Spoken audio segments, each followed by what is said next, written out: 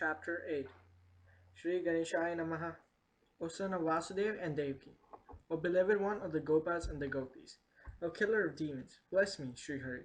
Devotion and penance is required to get your favor, but I am not able to attain any of these. All your Gospels are written in ancient languages not known to me. I am also dull, and so cannot study that language. Tell me, how can a frog get a honey from the lotus? If I try to get your favor by feeding people, that too is not possible due to the poverty bestowed upon me by you. Getting your blessings by visiting holy shrines and places is also not possible due to my poor health and fading eyesight. Thus, I am helpless all around. It is seen that the healths of the poor are never fulfilled. Apparently, it is true, but if you wish, your blessings can enable me to attain all the bliss. Speciality of your blessings is that they do not require money to obtain them. When clouds pour water, all rivers and lakes get filled with it. I am hungry for such blessings from you. Please give me at least a morsel of it and make me happy. A drop of nectar can remove all the diseases. Let it be as it is. In the previous chapter, we have seen that Patil and Deshmukh were divided. Whenever there is such division in society, it destroys all happiness. Tuberculosis in the body and division in society entail death, and all the attempts prove futile. On the bank of one river, there was a Mahar who was arguing with Khandu Patil regarding some work given to him by the Patil, who is the highest authority of the village. The Maurya Mahar had the support of the Deshmukh people. Patil told him some work, but refused to do it in very rough language. Patil told him to behave properly with the head of the village and admonished him. Maria did not obey and on the contrary started to ridicule the Patil. The cause of all the exchange of words was very simple. Patil wanted some dak to be sent to Akola police station and asked Maria to carry it. Maria blankly refused to go, saying that he was a subordinate of the Deshmukh only. He made some nasty gesticulations at Patil, which infuriated him. In anger, Patil gave a forceful blow of a stick on Maria's hand. The powerful blow by his hands of a strong man like Patil fractured Maria's hand, making him unconscious. Patil sent the dak with some other man. Relatives of Maria took him to Deshmukh, who grabbed this opportunity to corner and trouble Khandu Patil. Deshmukh took Maria to the police station and reported the matter to the officer. Whenever there is groupism in society, even small things are magnified to denounce each other. The officer registered the complaint and issued orders to arrest Khandu Patil. The news spread like wildfire in Shegaon, and Patil naturally got frightened and worried over the impending danger. He prayed to Almighty God to save him from such humiliation as arrest. For a man of dignity, insult is worse than death. His all brothers too were worried and felt helpless. Then it all of a sudden occurred to Khandu Patil that he should better go to Shri Gajanan Maharaj and seek his help, as none else could be able to save him from this calamity. His brothers went to Akola for legal and personal efforts. Khandu Patil went straight to Shri Gajanan Maharaj at night. He prostrated before Shri Maharaj and narrated the whole episode. He said, I gave a beating to one Mahar as he refused to do a government work, and the matter is being used by the Deshmukh people to put me to trouble. They are arranging to get me arrested, and there is nobody except you who can save me now. Tomorrow the police may come to arrest me. Please kill me before that. I am a man of dignity, and such an insult as arrest is as good as death to me.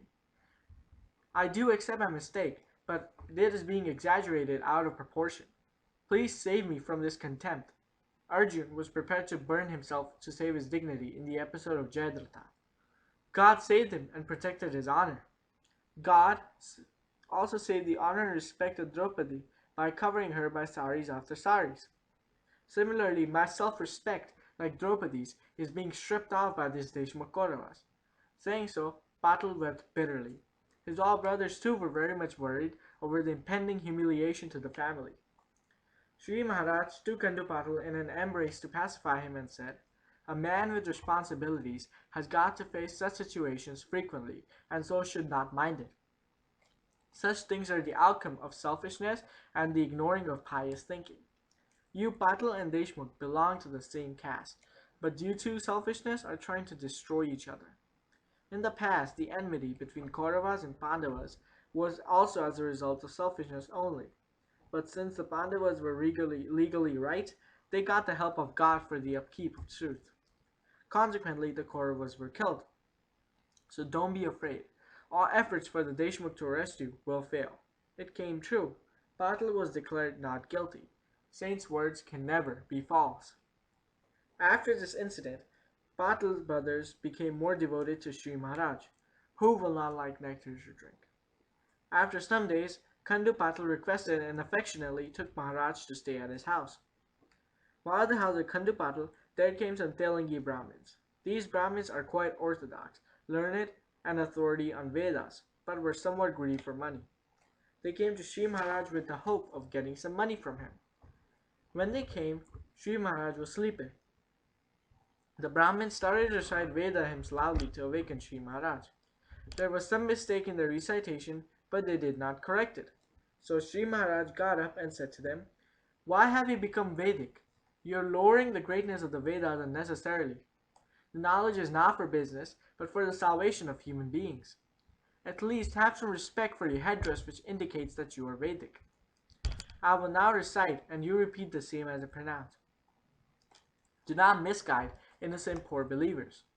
Saying so, Sri Maharaj recited the same chapter of Vedas which was wrongly recited by these Brahmins.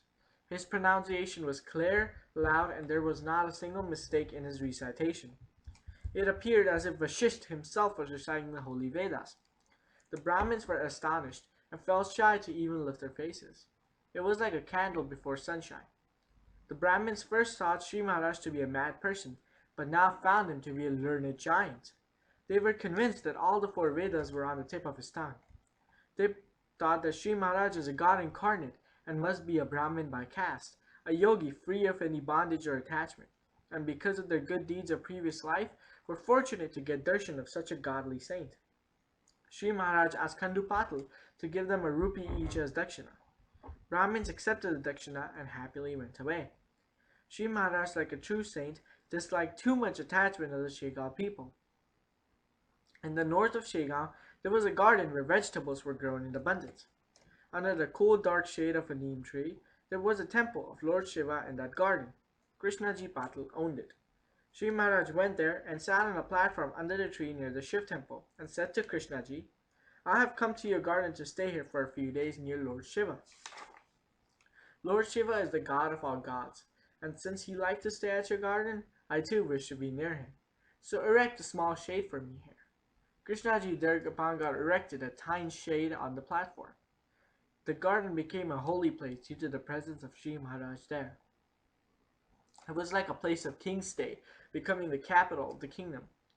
Bhaskar and Tukaram Kukatia stayed with Sri Maharaj to render him necessary service. Krishnaji used to attend personally for food etc. to Sri Maharaj and took his meals only after Sri Maharaj had his. While in the garden, there came 50 to 20 ascetics who had already heard about Sri Gajanan Maharaj. They told Krishnaji Patil that they were on a pilgrimage and were on their way to Rameshwaram, with the holy water of Ganga with them. They also said that they were disciples of Sri Brahmagiri Maharaj, who was also with them, and with him had visited on foot the holy places like Gangotri, Jamnotri, Hinglaj, and Girnardhaukar. They further said that Brahmagiri, who has enslaved God himself, has come to you, probably due to your good deeds of past life. So feed us Shirapuri and give us some ganja to smoke. We shall stay here for 3 days and leave on the 4th day. Do not hesitate to take this opportunity to serve us, instead of the madman whom you are feeding here. Otherwise, it would be like kicking a cow and feeding a donkey. We are ascetics who have renounced everything, and also know all the Vedas. If you like, come and listen to our discourses." Krishnaji said, "I will entertain you with Shirapuri tomorrow. And for today, take these bread and basin. You will get a lot of ganja to smoke, as Sri Shiva himself is sitting here in the form of Sri Gajanan Maharaj." It was noontime, and the ascetics took their meals of bread and basin near the well. In the evening, they sat under the shade before Sri Gajanan Maharaj, and their Mahant, Sri Brahmagiri, started reading the Gita. The ascetics and some people from the town were listening to the discourse of Brahmagiri, who started preaching on the first stanza of Nayanam Chintanti. The brahmachari was a pure hypocrite, with no personal spiritual attainment, and the people there, naturally, were not impressed by his talk. They said that he was only playing with words. When his discourse was over, all the people went to Sri Gajanan Maharaj for his darshan. They said, "We heard the philosophy over there, but see here in Sri Gajanan Maharaj the reality itself. We heard the history over there, and here is the man himself." The ascetics who were smoking ganja were irritated by these remarks. Sri Maharaj himself was sitting on a cot, and Bhaskar was giving him a ganja pipe to smoke. A spark from the pipe fell on the cot, and slowly smoke started coming out of it, and a little while after, the whole cot was in flames. Looking to that, Bhaskar requested Sri Maharaj to leave the cot and come down, saying that the cot was of teak wood and won't extinguish without water. Thereupon Sri Maharaj said, "Don't bring water to extinguish the fire. O Brahmachari Maharaj, come and sit with me on this cot. You know all Gita and its meaning, and now the time has come for its test. Prove that fire won't burn Brahma. You have given a discourse on Nenam Chintandi for an hour, so you should not be afraid of sitting with me on this burning cot. Bhaskar, go and bring him with due respect to sit with me here." Bhaskar was a well-built, strong man, and with orders from Sri Maharaj, caught hold of Brahmagiri's hand to bring him to Sri Maharaj. The whole car was on fire, and flames were leaping from all its sides, but Sri Maharaj did not move a bit and was sitting firm on it. Sri Vyas wrote in Bhagavad that Sri Prahalad, the son of Kyadhu, was made to stand in the fire, and in a way the same scene was shown by Sri Gajanan Maharaj in the garden of Krishnaji Patil. When Bhaskar caught hold of Brahmagiri to take him to Sri Gajanan Maharaj, he started praying to Bhaskar, saying, "Please do not take me to the burning cot. I accept that I failed to appreciate the authority and the greatness of Sri Gajanan Maharaj." But Bhaskar, not paying any heed to it, dragged and brought him before Sri Gajanan Maharaj. Sri Maharaj said, "Now prove that Nenam Dati Pavak." At this, Brahmagiri got frightened and said, "To tell you the truth, I became an ascetic to enjoy good food only, so please excuse me. I fruitlessly tried to learn Gita and called you mad, but I now regret for all of this and surrender before you. Please forgive me." People of Shega begged for Sri Maharaj to leave the burning cot for their sake, as they were afraid to see him engulfed in flames. Brahmagiri hung his head in shame and said nothing. Sri Gajanan Maharaj got down from the cot to respect the public sentiments, and immediately thereafter the burning cot collapsed. Practically all the cot was burnt, but people poured water and extinguished it, thereby salvaging a portion of it as an evidence to show to other people. Brahmagiri shed away all his ego and prostrated before Sri Gajanan Maharaj. When Ganga water touches, there cannot remain any impurity. Then at midnight, Sri Maharaj advised Brahmagiri, "Leave all your hypocrisy, as an ascetic has to renounce all worldly attachments. Without self-realization, one should not preach anything to others. Learning of words without understanding, but practicing the spirit behind is useless. To save our culture from destruction, it is necessary to understand the spirit behind the things we learn." Saints like Machinder, Jalandhar, Gorakh, Gahininath, and Dhyaneshwar were of great authority. Sri Shankaracharya was a saint who had attained self-realization, and Eknath, though a man of family, attained Brahmapad. Sri Swami Samarth Brahmachari too had attained self-realization.